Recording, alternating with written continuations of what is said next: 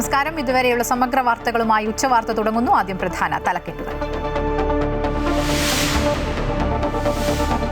തിരുവനന്തപുരം നഗരസഭയിലെ ബിജെപിക്കെതിരായ UDF അവിശ്വാസ പ്രമേയത്തെ LDF പിന്തുണയ്ക്കില്ല. ഒന്നിച്ചുള്ള അവിശ്വാസ പ്രമേയ നീക്കം രാഷ്ട്രീയമായി ഗുണം ചെയ്യില്ലെന്ന് CPM വിലയിരുത്തൽ. അവിശ്വാസ പ്രമേയത്തെ സ്വാഗതം ചെയ്യുന്നുവെന്ന് മേയർ VV രാജേഷ്.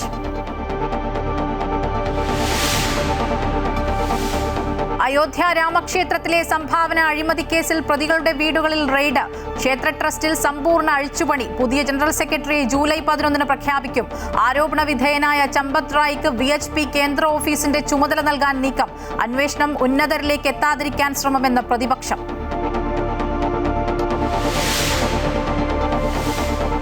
ഫിഫ ലോകകപ്പിൽ നോക്കൌട്ട് ചിത്രം തെളിഞ്ഞു. എല്ലാ കളികളിലും ജയിച്ച് ഗ്രൂപ്പ് ചാമ്പ്യന്മാരായി അർജന്റീന.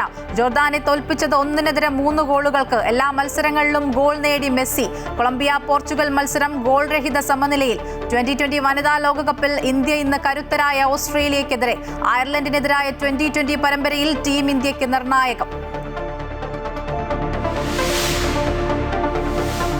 ഭർത്താവ് അതുലിന്റെ കൊടും ക്രൂരത എണ്ണിപ്പറഞ്ഞ് ആറ്റുകാലിൽ മരിച്ച ആരതിയുടെ ആത്മഹത്യാക്കുറിപ്പ്.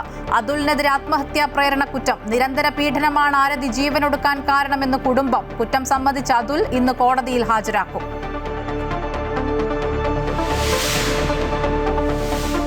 സംസ്ഥാനത്ത് പകർച്ചവ്യാധികൾ നിയന്ത്രണ വിധേയമെന്ന് ആരോഗ്യമന്ത്രി K മുരളീധരൻ.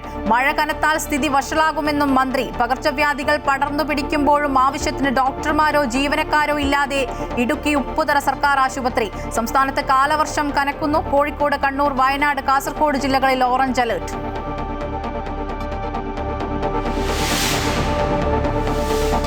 ഇറാനെ വീണ്ടും ആക്രമിച്ച അമേരിക്ക. ഹോർമൂസ് കടലിടുക്കിനോട് ചേർന്ന സിരിക് ഖേഷം ദ്വീപുകളിൽ സ്ഫോടനം സ്ഥിരീകരിച്ച് ഇറാൻ മാധ്യമങ്ങൾ. എണ്ണക്കപ്പൽ ആക്രമിച്ചതിനുള്ള തിരിച്ചടിയെന്ന് അമേരിക്ക. ക്രൂഡ് ഓയിൽ വില കുത്തനെ കുറഞ്ഞെങ്കിലും രാജ്യത്ത് ഇന്ധന വില കുറയ്ക്കില്ലെന്ന് എണ്ണ കമ്പനികൾ. നടപടി നഷ്ടം നികത്താനെന്ന് വിശദീകരണം. അയോധ്യ രാമക്ഷേത്ര സംഭാവന തട്ടിപ്പിൽ പ്രതികളുടെ വീടുകളിൽ പരിശോധന. കൂടുതൽ തെളിവുകൾ ശേഖരിക്കുകയാണ് അന്വേഷണ സംഘം. സംഭാവന തട്ടിപ്പ് വിവാദത്തിന്റെ പശ്ചാത്തലത്തിൽ രാമജന്മഭൂമി ക്ഷേത്ര ട്രസ്റ്റിൽ സമ്പൂർണ്ണ അഴിച്ചുപണി നടത്തും. പുതിയ ട്രസ്റ്റ് ജനറൽ സെക്രട്ടറിയെ അടുത്ത മാസം 11 പ്രഖ്യാപിക്കും. അതേസമയം അന്വേഷണം ഉന്നതരിലേക്ക് എത്താതിരിക്കാനാണ് നീക്കമെന്ന് പ്രതിപക്ഷം ആരോപിച്ചു. അയോധ്യ രാമജന്മഭൂമി ക്ഷേത്ര ട്രസ്റ്റിലെ സംഭാവന തട്ടിപ്പുമായി ബന്ധപ്പെട്ട് പ്രതികളുടെ വീടുകളിൽ വീണ്ടും പരിശോധന നടത്തി. നേരത്തെ നടന്ന റെയ്ഡിൽ 79 ലക്ഷത്തോളം രൂപ അന്വേഷണ സംഘം കണ്ടെത്തിയിരുന്നു. കൂടുതൽ തെളിവുകൾ ശേഖരിക്കുകയാണ് അന്വേഷണ സംഘം. അറസ്റ്റിലായ 8 പ്രതികളെയും നാളെ കോടതിയിൽ ഹാജരാക്കും. 5 ബാങ്ക് ജീവനക്കാരുടെ പങ്കുകൂടി അന്വേഷിക്കാനാണ് പോലീസിന്റെ നീക്കം. അതേസമയം സംഭാവന തട്ടിപ്പ് വിവാദത്തിന്റെ പശ്ചാത്തലത്തിൽ ക്ഷേത്ര ട്രസ്റ്റിൽ സമ്പൂർണ്ണ അഴിച്ചുപണി നടത്തും. പുതിയ ട്രസ്റ്റ് ജനറൽ സെക്രട്ടറിയെ 11 പ്രഖ്യാപിക്കും. പ്രധാനമന്ത്രിയുടെ മുൻ principal secretary Nripendra Mishra, trust treasurer Swami Govind Devgiri, trustee Krishnamohan എന്നിവരുടെ പേരുകളാണ് സെക്രട്ടറി സ്ഥാനത്തേക്ക് പരിഗണിക്കുന്നത്. ട്രസ്റ്റ് ജനറൽ സെക്രട്ടറി സ്ഥാനത്ത് നിന്ന് രാജിവെച്ച ചമ്പത് റായിയെ ഡൽഹിയിലേക്ക് മാറ്റിയേക്കും. VHP കേന്ദ്ര ഓഫീസിൽ ചുമതല നൽകാനാണ് ആലോചന. കൊള്ളയിലെ അന്വേഷണം കൂടുതൽ പേരിലേക്ക് വ്യാപിപ്പിക്കാൻ അന്വേഷണ സംഘം നീക്കം നടത്തുമ്പോഴും അന്വേഷണം ട്രസ്റ്റ് ഭാരവാഹികളിലേക്ക് എത്തുമോ എന്ന കാര്യത്തിൽ വ്യക്തതയില്ല. അന്വേഷണം ഉന്നതരിലേക്ക് എത്താതിരിക്കാനാണ് നീക്കമെന്നാണ് പ്രതിപക്ഷത്തിന്റെ ആരോപണം. News desk Amrita news. Thiruvananthapuram കോർപ്പറേഷനിലെ BJP ഭരണസമിതിക്കെതിരായ UDF അവിശ്വാസ പ്രമേയം നാളെ. അവിശ്വാസ പ്രമേയ നീക്കത്തെ LDF പിന്തുണയ്ക്കില്ല. UDF ഏകപക്ഷീയമായ തീരുമാനമെടുത്തെന്നാണ് CPMന്റെ ആരോപണം. നിലവിലെ അംഗസംഖ്യയിൽ 1/3 പിന്തുണച്ചാൽ മാത്രമേ അവിശ്വാസ പ്രമേയ നോട്ടീസ് ചർച്ചയ്ക്കെടുക്കുകയുള്ളൂ. 101 അംഗ കോർപ്പറേഷനിൽ 31 അംഗങ്ങളുടെ ഒപ്പാണ് അവിശ്വാസ പ്രമേയ നോട്ടീസിന് വേണ്ടത്. LDF പിന്തുണയ്ക്കില്ലെന്ന് വ്യക്തമാക്കിയതോടെ ഭരണസമിതിയെ പ്രതിസന്ധിയിലാക്കാനുള്ള UDF നീക്കം പാളി. CPM സഹകരിക്കാത്തത് BJPയുമായുള്ള രഹസ്യധാരണ മൂലമാണെന്ന് BJPയെ തുറന്നു കാണിക്കാൻ CPMന് താൽപ്പര്യമില്ലെന്നും ശബരിനാഥൻ പറഞ്ഞു. കോർപ്പറേഷൻ ഓഫീസിന് മുന്നിൽ ഗുണ്ടായിസം കാണിക്കാൻ മാത്രമാണ് CPMന് താൽപ്പര്യമെന്നും ശബരിനാഥൻ ആരോപിച്ചു. ഒന്നിച്ചുള്ള അവിശ്വാസ പ്രമേയ നീക്കം രാഷ്ട്രീയമായി ഗുണം ചെയ്യില്ല എന്നാണ് CPMന്റെ വിലയിരുത്തൽ. അതേസമയം അവിശ്വാസത്തെ സ്വാഗതം ചെയ്യുന്നുവെന്ന് മേയർ VV രാജേഷ് പറഞ്ഞു.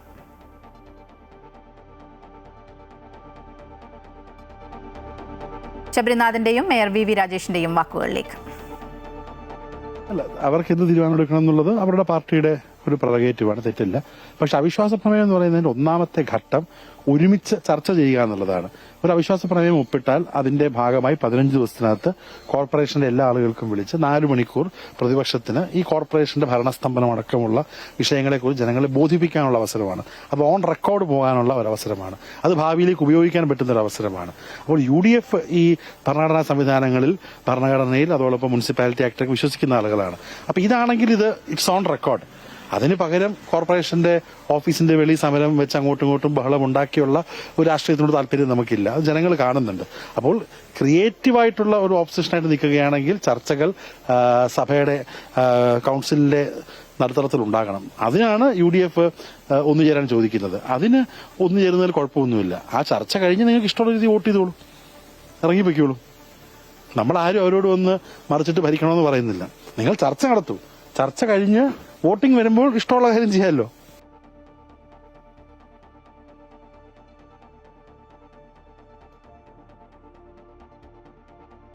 കൂടുതൽ വിവരങ്ങളുമായി രജിത് കുമാർ ചേരുന്നുണ്ട്. രജിത്ത്, അവിശ്വാസ പ്രമേയത്തെ പിന്തുണയ്ക്കില്ല എന്ന് CPM വ്യക്തമാക്കി കഴിഞ്ഞു. ഒപ്പം മേയർ പറയുന്നു അവിശ്വാസ പ്രമേയത്തെ സ്വാഗതം ചെയ്യുന്നു. അപ്പോൾ അങ്ങനെയാണെങ്കിൽ ഈ UDFന് നാളെ അവിശ്വാസ പ്രമേയം കൊണ്ടുവരാനാകുമോ? എന്തൊക്കെയാണ് ഇതുമായി ബന്ധപ്പെട്ട കൂടുതൽ വിവരങ്ങൾ? നിലവിൽ ഇപ്പോൾ UDF അവിശ്വാസ പ്രമേയവുമായി രംഗത്തെത്താനുള്ള എല്ലാ ശ്രമങ്ങളും നടത്തി എന്നാണ് ഇപ്പോൾ നമുക്ക് മനസ്സിലാകുന്നത്. അതേസമയം LDF ഇതുമായി ബന്ധപ്പെട്ട് മുന്നോട്ട് വരാൻ തയ്യാറായിട്ടില്ല എന്നാണ്. രാഷ്ട്രീയമായി അത് തങ്ങൾക്ക് ഗുണം ചെയ്യില്ല എന്ന ഒരു കാര്യം തന്നെയാണ് അവർ മുന്നോട്ട് വെക്കുന്നത്. UDFുമായി ചേർന്നുകൊണ്ട് അവിശ്വാസ പ്രമേയത്തെ കൊണ്ടുവന്നു കഴിഞ്ഞാൽ ജനങ്ങൾ LDFിനെതിരാകുമെന്ന അല്ലെങ്കിൽ LDFിനെ ജനങ്ങൾ ആ രീതിയിലായിരിക്കും കാണുക എന്നാണ് അവർ കണക്കാക്കിയിരിക്കുന്നത്. തങ്ങൾക്ക് രാഷ്ട്രീയമായി ഗുണം ചെയ്യില്ല എന്നവർ വിലയിരുത്തുകയും ചെയ്തതിൻ്റെ അടിസ്ഥാനത്തിലാണ് ഇപ്പോൾ ഒന്നിച്ചുള്ള ഒരു അവിശ്വാസ പ്രമേയ നീക്കത്തിൽ നിന്ന് ഇവർ പിന്മാറിയിരിക്കുന്നത്. നിലവിൽ ഇപ്പോൾ 20 അംഗങ്ങൾ മാത്രമാണ് UDFന് ഉള്ളത്. അത് 29 അംഗങ്ങൾ LDFനുമുണ്ട്. ഇവർ ഒന്നിച്ചു നിന്നാൽ തന്നെ 49 അംഗങ്ങൾ ഉണ്ടാവും. UDFനെ അനുകൂലിക്കുന്ന അല്ലെങ്കിൽ UDFന്റെ സ്വതന്ത്രനായി വിജയിച്ചു വന്ന ഒരു അംഗം കൂടിയുണ്ട്. ആ പിന്തുണ കൂടി ലഭിച്ചാലും 50 പേരുടെ പിന്തുണ ഉണ്ടാവും. നിലവിൽ ഇപ്പോൾ 34 പേരുടെ ഒപ്പുണ്ടെങ്കിൽ ഈ നിലവിലിപ്പോൾ ഈ അവർക്ക് നോട്ടീസ് നൽകാൻ കഴിയും. 34 പേരുടെ പിന്തുണയുണ്ടെങ്കിൽ ഈ UDFന് നോട്ടീസ് നൽകാൻ കഴിയും. എന്നാൽ ആ നോട്ടീസിന്മേൽ ചർച്ചയടക്കമുള്ള കാര്യങ്ങളിലേക്ക് പോകുമ്പോൾ പിന്മാറിയാൽ മതി എന്നാണ് ഇപ്പോൾ ശബരിനാഥ് വ്യക്തമാക്കിയത്. എങ്കിൽ തന്നെയും LDF ഇതിന് തയ്യാറാകാത്ത ഒരു സാഹചര്യമുണ്ട്. അങ്ങനെയെങ്കിൽ ഈ പ്രമേയം വരാനുള്ള ഒരു സാധ്യത തന്നെ മങ്ങിയിരിക്കുന്നു എന്ന് വേണം നമുക്ക് മനസ്സിലാക്കാൻ. നിലവിലിപ്പോൾ മേയർ VV രാജേഷും ഇതിനെ സ്വാഗതം ചെയ്യുന്നുണ്ട്. ഇവരുടെ ഒന്നിച്ചുള്ള ഒരു പ്രമേയം വരണം എന്ന് തന്നെയാണ് VV രാജേഷ് നേരത്തെ തന്നെ മാധ്യമങ്ങളോട് വ്യക്തമാക്കിയിരുന്നത്. ഒന്നിച്ചുള്ള ഒരു പ്രമേയം വന്നാൽ മാത്രമേ ഇവരുടെ ഇരട്ടത്താപ്പ് മനസ്സിലാക്കാൻ കഴിയുകയുള്ളൂ എന്ന കാര്യം അദ്ദേഹം നേരത്തെ വ്യക്തമാക്കിയിരുന്നു. എന്നാൽ അതിനുള്ള ഒരു സാധ്യത ഇപ്പോൾ മങ്ങിയിരിക്കുന്നു എന്നത് തന്നെയാണ് ഏറ്റവും പ്രധാനപ്പെട്ട കാര്യം. ഇനി 20 പേരുടെ ഒപ്പുമായി ഇത്തരത്തിലൊരു പ്രമേയവുമായി രംഗത്തേക്ക് എത്തിയാൽ തന്നെ അതിനെ അംഗീകരിക്കാൻ തയ്യാറാകില്ല. കാരണം 34 പേരുടെ ഒപ്പാണ് വേണ്ടത്. ഇതിൽ നിന്ന് മനസ്സിലാക്കാൻ കഴിയുന്നത് UDFന്റെ ഈ നീക്കം പാളിയിരിക്കുന്നു എന്നത് തന്നെയാണ്. ശരി, BJPക്കെതിരെ UDF കൊണ്ടുവരാനിരുന്ന അവിശ്വാസ പ്രമേയ നീക്കങ്ങൾ പാളിയിരിക്കുന്നു എന്നാണ് മനസ്സിലാക്കുന്നത്. അത് LDF അതിന് പിന്തുണ നൽകുന്നുമില്ല. പക്ഷേ മേയർ ഈ അവിശ്വാസ പ്രമേയത്തെ സ്വാഗതം ചെയ്യുകയാണ്. രജിത്താണ് വിവരങ്ങൾ നൽകിയത്. മേയറുടെ വാക്കുകളിലേക്ക്. BJPക്ക് 101-ൽ 50 സീറ്റാണ് ജയിച്ചിട്ടുള്ളത്. അപ്പോൾ ഭരണത്തിൽ എത്തുന്ന സമയത്ത് തന്നെ 6 മാസത്തിലൊരിക്കൽ ഇത്തരത്തിലുള്ള അവിശ്വാസ പ്രമേയങ്ങൾ ഞങ്ങൾ പ്രതീക്ഷിച്ചിരുന്നു. അതായത് 5 വർഷം കൊണ്ട് 10 അവിശ്വാസ പ്രമേയം നേരിടേണ്ടി വരുമെന്നുള്ള പ്രതീക്ഷയിൽ തന്നെയാണ് ഭരണസമിതി അധികാരത്തിലേറിയത്. അതുകൊണ്ട് ജനാധിപത്യത്തിൽ എങ്ങനെയുള്ള സാഹചര്യങ്ങൾ നിയമപരമായി അനുവദിക്കപ്പെട്ടതാണ്. അങ്ങനെയുള്ള ഏതൊരു കാര്യം വന്നു കഴിഞ്ഞാലും വളരെ പോസിറ്റീവായിട്ട് ജനാധിപത്യപരമായ രീതിയിൽ ഞങ്ങൾ സ്വാഗതം ചെയ്യുകയാണ്.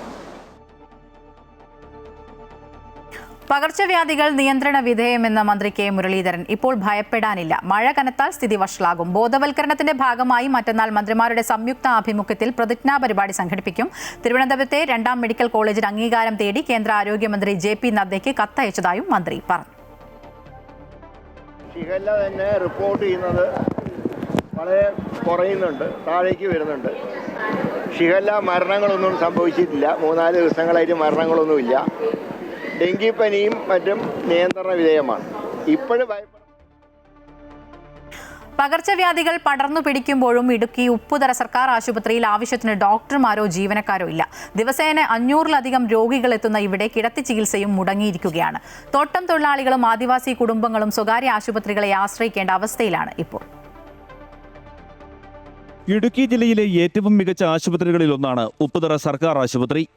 രോഗികൾക്ക് മികച്ച സേവനം നൽകാൻ കഠിനാധ്വാനം ചെയ്യുന്ന മെഡിക്കൽ ഓഫീസറും ജീവനക്കാരുമാണ് ഈ ആശുപത്രിയെ വ്യത്യസ്തമാക്കുന്നത്.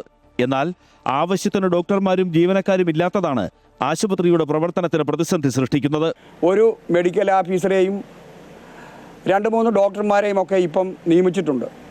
അവരുടെ പ്രവർത്തനം കാര്യക്ഷമമായിട്ട് ജനങ്ങൾക്ക് ലഭിക്കണമെങ്കിൽ കൂടുതൽ ഡോക്ടർമാരെ ഏതാണ്ട് ഇവിടെ നിയമിക്കണം. 7ഓളം ഡോക്ടർമാരുടെ ഒഴിവുള്ള ഒരു PHC ആണിത്. 7 ഡോക്ടർമാർ വേണ്ടിടത്ത് നിലവിലുള്ളത് 4 പേർ മാത്രം. ഇതിൽ ഒരു ഡോക്ടർക്ക് സ്ഥലം മാറ്റ ഉത്തരവും ലഭിച്ചു കഴിഞ്ഞു. ഒരു 430, 500, 600 മേളിൽ വരെ OP നടക്കുന്ന ആശുപത്രിയാണ്. ഇവിടെ ജീവനക്കാർ വളരെ കുറവാണ്. ഡോക്ടർമാരുടെ എണ്ണവും വളരെ കുറവാണ്.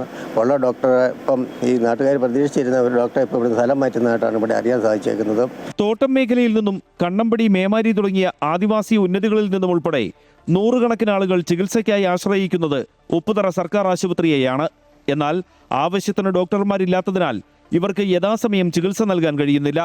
പനി ഉൾപ്പെടെയുള്ള പകർച്ചവ്യാധികൾ പടർന്നു പിടിക്കുമ്പോൾ സ്വകാര്യ ആശുപത്രികളെ ആശ്രയിക്കേണ്ട അവസ്ഥയിലാണിവർ. അമൃത ന്യൂസ്, ഇടുക്കി. സംസ്ഥാനത്ത് മഴ കനക്കുമെന്ന് കേന്ദ്ര കാലാവസ്ഥാ വകുപ്പ്. കോഴിക്കോട്, വയനാട്, കണ്ണൂർ, കാസർഗോഡ് ജില്ലകളിൽ ഓറഞ്ച് അലർട്ട് പ്രഖ്യാപിച്ചു. ഒറ്റപ്പെട്ട ഇടങ്ങളിൽ അതിശക്തമായ ഇടിമിന്നലോടുകൂടിയ മഴയ്ക്കുള്ള സാധ്യതയാണ് പ്രവചിച്ചിരിക്കുന്നത്. 60 കിലോമീറ്റർ വരെ വേഗത്തിൽ കാറ്റിനും സാധ്യതയുണ്ട്. അതേസമയം മറ്റ് ജില്ലകളിൽ യെല്ലോ അലർട്ട് നിലനിൽക്കുന്നുണ്ട്. കേരള, കർണാടക, ലക്ഷദ്വീപ് തീരങ്ങളിൽ 30 വരെ മത്സ്യബന്ധനത്തിന് വിലക്ക് ഏർപ്പെടുത്തി. കടലാക്രമണത്തിന് സാധ്യതയുള്ളതിനാൽ മത്സ്യത്തൊഴിലാളികളും തീരദേശവാസികളും ജാഗ്രത പാലിക്കണമെന്നും നിർദ്ദേശം നൽകിയിട്ടുണ്ട്. നാളെ കണ്ണൂർ, കാസർഗോഡ് ജില്ലകളിലാണ് ഓറഞ്ച് അലർട്ട്. ബുധനാഴ്ച വരെ സംസ്ഥാനത്ത് മഴ ലഭിക്കുമെന്നാണ് മുന്നറിയിപ്പ്. തിരുവനന്തപുരം ആറ്റുകാലിൽ ഭർതൃപീഡനത്തെ തുടർന്ന് ആത്മഹത്യ ചെയ്ത ആരതിയുടെ ആത്മഹത്യാക്കുറിപ്പ് പുറത്ത്. ശാരീരികമായും മാനസികമായും ക്രൂരമായി ഭർത്താവ് പീഡിപ്പിച്ചു. ശരീരത്തിൽ കയറിയിരുന്ന് പലതവണ മുഖത്തടിച്ചു. പരമാവധി മുറിവുകൾ ഉണ്ടാക്കാതെയായിരുന്നു ആക്രമണം. അതുലിന്റെ മാനസിക പീഡനം സഹിക്കാൻ പറ്റുന്നില്ല എന്നും അച്ഛനും അമ്മയും തന്നോട് ക്ഷമിക്കണമെന്നും തന്നെയല്ല പഴയ കാമുകയാണ് അതുലിന് ഇഷ്ടമെന്നും ആത്മഹത്യാക്കുറിപ്പിൽ ആരതി വ്യക്തമാക്കിയിട്ടുണ്ട്. മരിക്കാൻ തനിക്ക് പേടിയാണെന്നും പക്ഷേ മരിക്കാതെ നിവൃത്തിയില്ലെന്ന് പറയുന്ന ഓഡിയോ റെക്കോർഡും ആരതിയുടെ ഫോണിൽ നിന്നും പോലീസ് കണ്ടെത്തി. പ്രതിപക്ഷ നേതാവ് പിണറായി വിജയന്റെ ഡൽഹിയിൽ നിന്ന് കേരളത്തിലേക്കുള്ള യാത്ര വൈകിയതിൽ ഉദ്യോഗസ്ഥർക്കെതിരെ അച്ചടക്ക നടപടിക്ക് സാധ്യത. കേരള ഹൌസിലെ പ്രോട്ടോകോൾ വിഭാഗം ഉദ്യോഗസ്ഥരിൽ നിന്ന് വിശദീകരണം തേടി. അതേസമയം വിമാന കമ്പനിയെ പഴിചാരുന്ന നിലപാടാണ് കേരള ഹൌസ് ജീവനക്കാർ സ്വീകരിച്ചത്. പ്രതിപക്ഷ നേതാവ് പിണറായി വിജയന്റെ കേരളത്തിലേക്കുള്ള യാത്ര വൈകിയതിൽ ഡൽഹി കേരള ഹൌസിലെ ഉദ്യോഗസ്ഥർക്കെതിരെ നടപടിയുണ്ടായേക്കും. അച്ചടക്ക നടപടിക്ക് മുന്നോടിയായി കേരള ഹൌസ് റെസിഡന്റ് കമ്മീഷണർ ജീവനക്കാരിൽ നിന്നും വിവരങ്ങൾ ശേഖരിക്കും. പിണറായിയെ വിമാനത്താവളത്തിലെത്തിച്ച കേരള ഹൌസിലെ ഡ്രൈവറിൽ നിന്നും മറ്റു ഉദ്യോഗസ്ഥരിൽ നിന്നും അഡീഷണൽ റെസിഡന്റ് കമ്മീഷണർ ഇതിനോടകം വിശദീകരണം തേടിയിട്ടുണ്ട്. വിമാനത്താവളത്തിൽ സമയത്തെത്തിയിട്ടും പിണറായി വിജയന്റെ യാത്ര മണിക്കൂറുകൾ വൈകിയിരുന്നു. 2:50 ഡൽഹി കോഴിക്കോട് ഇൻഡിഗോ വിമാനത്തിലാണ് പിണറായിക്ക് പോകേണ്ടിയിരുന്നത്. ഈ വിമാനം നഷ്ടമായതോടെ വൈകിട്ട് 7:15 വിമാനത്തിൽ കണ്ണൂരിലേക്കാണ് പിണറായി വിജയൻ പോയത്. സംഭവത്തിൽ ഗുരുതരമായ വീഴ്ച സംഭവിച്ചുവെന്നാണ് പ്രാഥമിക വിലയിരുത്തൽ. അതേസമയം വിഷയത്തിൽ വിമാന കമ്പനിയെ പഴിചാരുന്ന നിലപാടാണ് കേരള ഹൌസ് ജീവനക്കാരുടേത്. പ്രതിപക്ഷ നേതാവിന്റെ യാത്ര വിമാന കമ്പനിയെ അറിയിച്ചെന്നും ബോർഡിംഗ് ആരംഭിച്ച വിവരം വിമാന കമ്പനി അറിയിച്ചില്ലെന്നുമാണ് കേരള ഹൌസ് ജീവനക്കാരുടെ വാദം. ജീവനക്കാർ നൽകുന്ന വിശദീകരണവും റെസിഡന്റ് കമ്മീഷണർ പരിശോധിക്കും. അമൃത ന്യൂസ്, ന്യൂഡൽഹി. വെനസ്വേലയിലുണ്ടായ ഇരട്ട ഭൂചലനത്തിൽ മരിച്ചവരുടെ എണ്ണം 1500 കടന്നു. നിലവിൽ 3500-ലധികം ആളുകൾക്കാണ് പരിക്കേറ്റിട്ടുള്ളത്. 1,00,000-ലധികം ആളുകളെ കണ്ടെത്താനുണ്ടെന്ന് ഐക്യരാഷ്ട്രസഭ വ്യക്തമാക്കി. അതേസമയം തകർന്ന കെട്ടിട അവശിഷ്ടങ്ങൾക്കിടയിൽ നിന്നും ആളുകളെ കണ്ടെത്താനായി രക്ഷാപ്രവർത്തനം പുരോഗമിക്കുകയാണ്.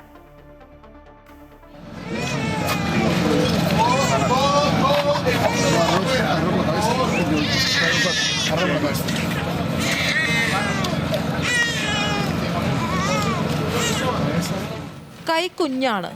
രക്ഷാപ്രവർത്തകർക്ക് ഇതൊരു ആത്മവിശ്വാസമാണ്, പ്രതീക്ഷയാണ്. കാണാതായ 1,00,000-ലധികം ആളുകളെ ഇതുപോലെ രക്ഷിക്കാനാകുമെന്ന്. തകർന്ന കെട്ടിട അവശിഷ്ടങ്ങൾക്കിടയിൽ നിന്ന് ഇപ്പോഴും നിലവിളികൾ ഉയരുകയാണ്. രക്ഷാപ്രവർത്തനത്തിനായി ആധുനിക യന്ത്രസാമഗ്രികൾ ഇല്ലാത്തതാണ് വെല്ലുവിളിയായി തുടരുന്നത്. ഈ നൂറ്റാണ്ടുകളുടെ ഏറ്റവും വലിയ ഭൂചലനത്തിനാണ് വെനസ്വേല സാക്ഷിയായിരിക്കുന്നത്. 40 സെക്കൻഡുകളുടെ ഇടവേളയിലുണ്ടായ ഇരട്ട ഭൂചലനത്തിൽ വെനസ്വേലയും തലസ്ഥാനമായ കാരക്കാസും തകർന്ന് തരിപ്പണമായി. ഏറ്റവും കൂടുതൽ നാശനഷ്ടമുണ്ടായ തീരദേശ മേഖലയായ ലാഗ്വേറയിലേക്ക് പ്രവേശിക്കുന്നതിന് അധികൃതർ നിയന്ത്രണങ്ങൾ ഏർപ്പെടുത്തിയിട്ടുണ്ട്. ഇപ്പോഴും 100 കണക്കിന് ആളുകളാണ് ഈ പ്രദേശത്ത് കുടുങ്ങിക്കിടക്കുന്നത്. പലയിടങ്ങളിലും രക്ഷാപ്രവർത്തനം മന്ദഗതിയിലാണെന്നും യന്ത്രസാമഗ്രികളുടെ കുറവുണ്ടെന്നും ആരോപിച്ച് ജനങ്ങൾ പ്രതിഷേധവുമായി രംഗത്തെത്തി. അർജന്റീന, എൽ സൽവദോർ തുടങ്ങിയ രാജ്യങ്ങളിൽ നിന്നുള്ള 1600 രക്ഷാപ്രവർത്തകർ സജീവമായി രംഗത്തുണ്ട്. ദുരന്തത്തിൽ തകർന്ന വെനസ്വേലയ്ക്കായി ദശലക്ഷക്കണക്കിന് ഡോളറിന്റെ അടിയന്തര സഹായം വരും ദിവസങ്ങളിലും പ്രഖ്യാപിക്കുമെന്ന് അമേരിക്കൻ നയതന്ത്ര ഉദ്യോഗസ്ഥർ വ്യക്തമാക്കി. US ഹെലികോപ്റ്ററുകൾ രക്ഷാപ്രവർത്തകരെ ദുരന്ത മേഖലകളിൽ എത്തിക്കുന്നുണ്ട്. ഭൂകമ്പത്തിന് ശേഷമുണ്ടായ ശക്തമായ തുടർ ചലനങ്ങളിൽ ഭയന്ന് ജനങ്ങൾ ഇപ്പോഴും തെരുവുകളിലാണ് ഉറങ്ങുന്നത്. അതേസമയം ദുരന്തബാധിത പ്രദേശങ്ങളിൽ ക്രമസമാധാന പാലനത്തിനായി 10,000-ലധികം സൈനികരെയും പോലീസുകാരെയും വിന്യസിച്ചിട്ടുണ്ടെന്ന് നിലവിലെ പ്രസിഡന്റ് ഡെൽസി റോഡ്രിഗസ് അറിയിച്ചു. വെനസ്വേലയുടെ തലസ്ഥാനമായ കാരക്കാസിലേക്കുള്ള ഏക അന്താരാഷ്ട്ര വിമാനത്താവളമായ സിമോൺ ബൊളീവർ അന്താരാഷ്ട്ര വിമാനത്താവളത്തിന് കനത്ത നാശനഷ്ടമുണ്ടായതിനാൽ വിമാന സർവീസുകൾ ഇന്നും റദ്ദാക്കി. ഐക്യരാഷ്ട്രസഭയുടെ പ്രാഥമിക കണക്കനുസരിച്ച് ഭൂകമ്പം മൂലം $670 കോടി നാശനഷ്ടമാണ് വെനസ്വേലയ്ക്കുണ്ടായിട്ടുള്ളത്. കഴിഞ്ഞ ബുധനാഴ്ചയാണ് വെനസ്വേലയിൽ 7.2, 7.5 തീവ്രത രേഖപ്പെടുത്തിയ 2 ഭൂചലനങ്ങൾ ഉണ്ടായത്. International desk, Amrita TV. യുദ്ധമൊഴിയാതെ പശ്ചിമേഷ്യ. വെടിനിർത്തൽ നിലവിൽ വന്നതിന് ശേഷം ഇറാനു നേരെ രണ്ടാമത്തെ ആക്രമണം നടത്തിയ അമേരിക്ക. ഹോർമുസ് കടലിടുക്കിനോട് ചേർന്ന് സിരിക്, ഖേഷം ദ്വീപുകളിലാണ് സ്ഫോടനം നടന്നത്. തങ്ങളുടെ സൈനിക താവളങ്ങൾക്ക് നേരെയാണ് അമേരിക്ക ശക്തമായ വ്യോമാക്രമണം നടത്തിയതെന്ന് ഇറാൻ സ്ഥിരീകരിച്ചു. പാനമയുടെ വാണിജ്യ കപ്പൽ ആക്രമിച്ചതിന് മറുപടിയായാണ് അമേരിക്കൻ ആക്രമണം. 60 ദിവസത്തെ സമാധാന കരാർ ഒപ്പിട്ട ശേഷമുള്ള രണ്ടാമത്തെ ഏറ്റുമുട്ടലാണ് നടക്കുന്നത്. അതേസമയം ഇറാനെതിരെ ഭീഷണി മുഴക്കി അമേരിക്കൻ പ്രസിഡന്റ് ഡൊണാൾഡ് ട്രംപ് രംഗത്തെത്തി. അമേരിക്കൻ സൈന്യം ജോലി തീർക്കാൻ തീരുമാനിച്ചാൽ ഇറാൻ പിന്നെ ബാക്കിയുണ്ടാവില്ലെന്ന് ട്രംപ് ട്രൂത്ത് സോഷ്യലിലൂടെ വ്യക്തമാക്കി. ഇടക്കാല സമാധാന കരാർ അന്തിമമാക്കാൻ ലക്ഷ്യമിട്ടുള്ള ചർച്ച ഇറാനും US-ഉം ചൊവ്വാഴ്ച പുനരാരംഭിക്കാനിരിക്കെയാണ് വീണ്ടും ആക്രമണം നടക്കുന്നത്. Leo metro cardiac centre presents ഈ ക്ലാസ്സിൽ ഞാനുമുണ്ട് സമർപ്പിക്കുന്നത് Leo metro cardiac centre, Wayanad. സമ്പൂർണ്ണ ഹൃദയ ചികിത്സാ കേന്ദ്രം. പവേർഡ് ബൈ സഫേർ 7 ഫ്ലോർ ടൈൽ ഗാർഡ്. ഇന്റർലോക്കുകൾക്ക് നല്ല തറവാടി കോട്ടിംഗ്.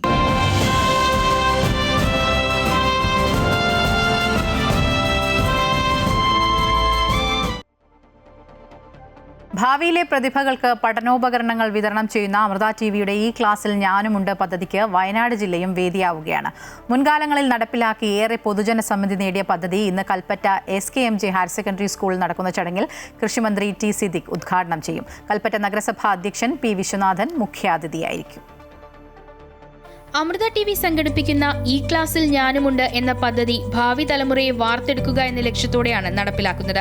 മുൻകാലങ്ങളിൽ നടപ്പിലാക്കി ഏറെ പൊതുജന സമ്മതി നേടിയ പദ്ധതി ഞായറാഴ്ച ഉച്ചയ്ക്ക് കൽപ്പറ്റ SKMJ ഹയർ സെക്കൻഡറി സ്കൂളിൽ നടക്കുന്ന ചടങ്ങിൽ കൃഷിമന്ത്രി T സിദ്ദിഖ് ഉദ്ഘാടനം ചെയ്യും. വിദ്യാർത്ഥികളെ മുഖ്യധാരയിലേക്ക് ഉയർത്തുന്ന പദ്ധതിക്ക് മന്ത്രി ആശംസകൾ അറിയിച്ചു. SKMJ സ്കൂളിൽ വെച്ചുകൊണ്ട് നടക്കുന്ന പ്രതിഭകൾ അമൃത TV നേതൃത്വം കൊടുക്കുന്ന പ്രതിഭകളായ വിദ്യാർത്ഥികൾക്ക് പഠനോപകരണങ്ങളും അവർക്കുള്ള ഏറ്റവും വലിയ ക്രിയേറ്റീവായിട്ടുള്ള മോട്ടിവേഷൻ ക്ലാസുകളും എല്ലാമായി നടത്തുന്ന മനോഹരമായിട്ടുള്ള പ്രോഗ്രാം ഏറ്റവും അന്വർത്ഥമായി വിദ്യാർത്ഥികൾക്ക് ആത്മവിശ്വാസം പകരുന്ന പ്രോഗ്രാമായി മാറിക്കൊണ്ടിരിക്കുന്നു.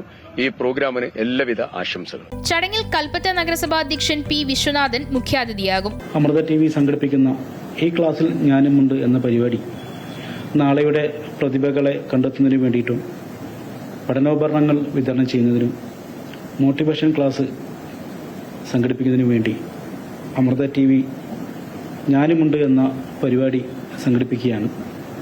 ഈ പരിപാടിയിൽ ഞാനും പങ്കെടുക്കുന്നുണ്ട്, നിങ്ങളും പങ്കെടുക്കുക. ഈ പരിപാടിക്ക് എല്ലാവിധ ആശംസകളും. ജില്ലാ പോലീസ് മേധാവി, ജില്ലാ കളക്ടർ തുടങ്ങി സമൂഹത്തിന്റെ നാനാതുറകളിൽ നിന്നുള്ളവർ പദ്ധതിയുമായി സഹകരിക്കുന്നുണ്ട്. ലിയോ മെട്രോ ഇന്റർനാഷണൽ കാർഡിയാക് സെന്ററും സഫേർ 7 പെയിന്റ്സും സംയുക്തമായാണ് ഈ ക്ലാസ്സിൽ ഞാനുമുണ്ട് പദ്ധതി നടപ്പിലാക്കുന്നത്. ആദേശ് ടീച്ചർ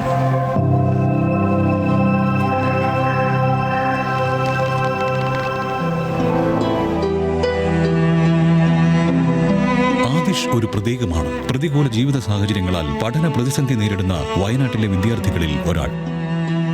ഇനിയില്ല ഈ മനസ്സിൽ നോവിന്റെ നൊമ്പരക്കാലം. പഠിച്ചുയരാൻ കൊതിക്കുന്ന വയനാട്ടിലെ കുരുന്നുകൾക്ക് അക്ഷര വെളിച്ചം പകരാൻ അമൃത TV സംഘടിപ്പിക്കുന്ന സ്കൂൾ കിറ്റ് വിതരണ പദ്ധതി ഈ ക്ലാസ്സിൽ ഞാനുമുണ്ട്. ഇല്ലായ്മയുടെ കരളലിയിപ്പിക്കുന്ന കാഴ്ചയ്ക്കുമേൽ പ്രത്യാശയുടെ പൊൻകിരണവുമായി വരുന്നു അമൃത TV. അമൃത ന്യൂസ് വയനാട്.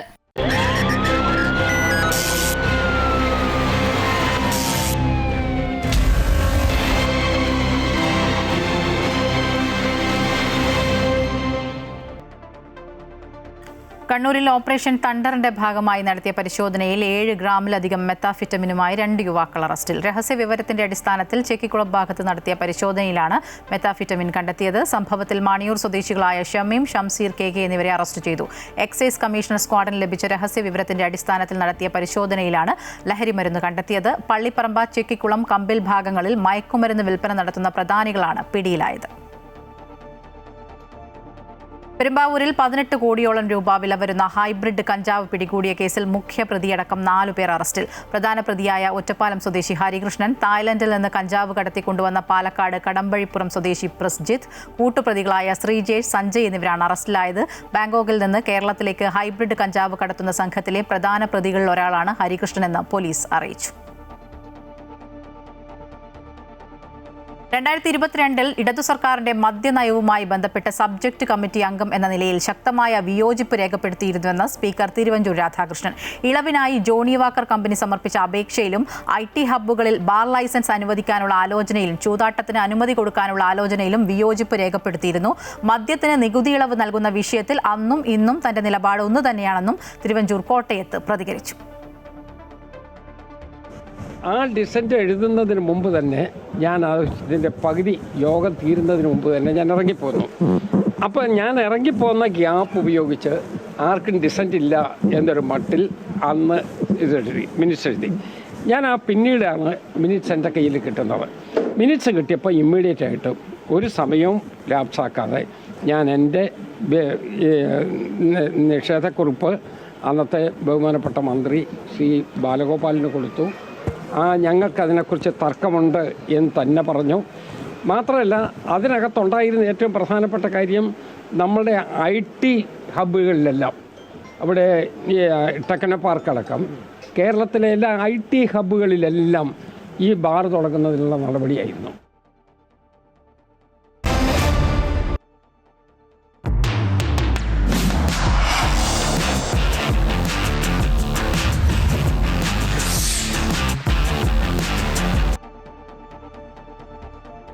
ലോകകപ്പ് ഫുട്ബോൾ ഗ്രൂപ്പ് ജെയിൽ എല്ലാ കളികളിലും ജയിച്ച് ഗ്രൂപ്പ് ചാമ്പ്യന്മാരായി അർജന്റീന 1-ാം സ്ഥാനത്ത്. ജോർദാനെ 1-നെതിരെ 3 ഗോളുകൾക്കാണ് തോൽപ്പിച്ചത്.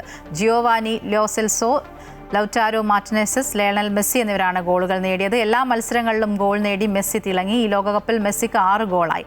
അൾജീരിയ ഓസ്ട്രിയ മത്സരം സമനിലയിൽ. ഇരു ടീമുകളും 3 ഗോൾ വീതം നേടി.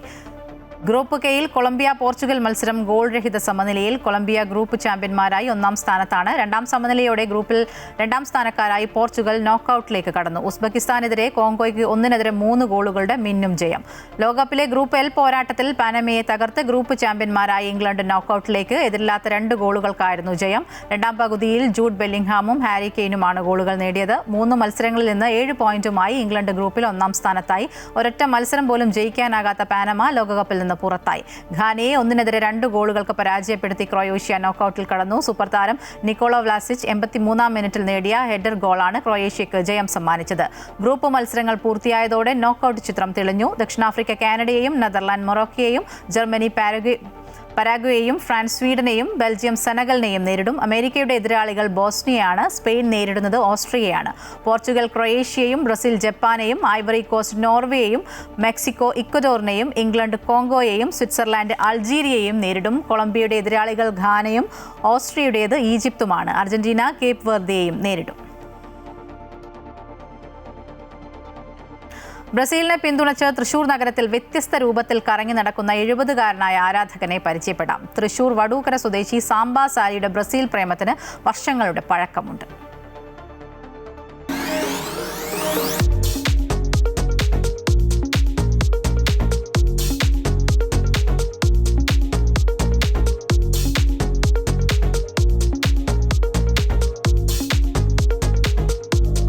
കഴുത്തിൽ മഞ്ഞപ്പൂക്കളുള്ള മാല, തലയിൽ പൂക്കുട, മഞ്ഞ നിറത്തിൽ ബ്രസീലിയൻ താരങ്ങളുടെ ചിത്രങ്ങൾ പതിപ്പിച്ച സ്കൂട്ടർ, കൂടെ സാക്ഷാൽ നെയ്മറുടെ പ്രതിമയും.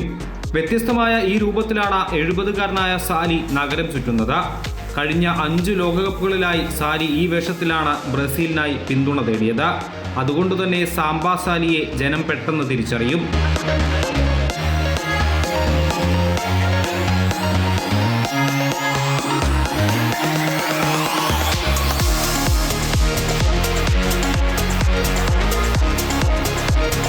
നഗരത്തിലെ യാത്രകൾക്കിടയിൽ കുട്ടികൾക്ക് ബലൂൺ നൽകിയാണ് സാലി മുന്നേറുന്നത്. സംസ്ഥാനത്തെ പല ഭാഗങ്ങളിലും പോയി ഫുട്ബോൾ മത്സരങ്ങൾക്ക് സാലി കൈയടിച്ചിട്ടുണ്ട്. ചെറുപ്പകാലത്ത് കളി കാണാൻ കാശില്ലാതെ സോഡ വിൽപ്പനാ സംഘത്തിനൊപ്പം ചേർന്ന ഗ്യാലറികളിൽ സോഡ വിറ്റും സാലി കളി കണ്ടിട്ടുണ്ട്. ഞാനിങ്ങനെ നടക്കുന്നത് കാണുമ്പോൾ തന്നെ ഇതിൽ എന്തെങ്കിലും ഒരു കാര്യം ഉണ്ടാവും എന്ന് വിചാരിച്ചിട്ട് ആൾക്കാർ കളി കാണും. അങ്ങനെ കളി കാണും. പിന്നെ ഞാൻ പോകുമ്പോൾ കുട്ടികൾക്ക് ബലൂൺ കൊടുക്കും. അത് സാധാരണ എല്ലാ കുട്ടികൾക്കും ദിവസം 4 ബലൂൺ കൊടുക്കുന്നതാണ്. അത് കൊടുക്കും ചെയ്യും. വല്ലതും ഉണ്ടാക്കി കൊടുക്കാൻ പറ്റിയ വല്ല പൂക്കളൊക്കെ ബലൂൺ കൊണ്ട് ഉണ്ടാക്കി കൊടുക്കും. പൂക്കളൊന്നുമില്ല, എന്തെങ്കിലുമൊക്കെ. ഞാൻ ബലൂണിൻ്റെ ആർട്ടിസ്റ്റും കൂടിയാണ്. അപ്പോൾ അങ്ങനെ ഇതായിട്ട് പോവും.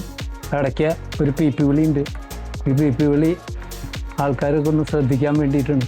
വടൂക്കരയിലെ ഫുട്ബോൾ പ്രേമികൾക്കൊപ്പം വലിയ സ്ക്രീനിലാണ് സാലി ഇപ്പോൾ മത്സരം കാണുന്നത്. ഉത്സവകാലത്ത് കാവടി നിർമ്മാണം, വേനൽക്കാലത്ത് കിണർപ്പണി, മറ്റു സമയങ്ങളിൽ പൂക്കച്ചവടം, ഇങ്ങനെ പല ഭാവങ്ങളിൽ ഈ ബ്രസീലിയൻ ഫാൻ തൃശ്ശൂരിനെ വിസ്മയിപ്പിക്കുകയാണ്.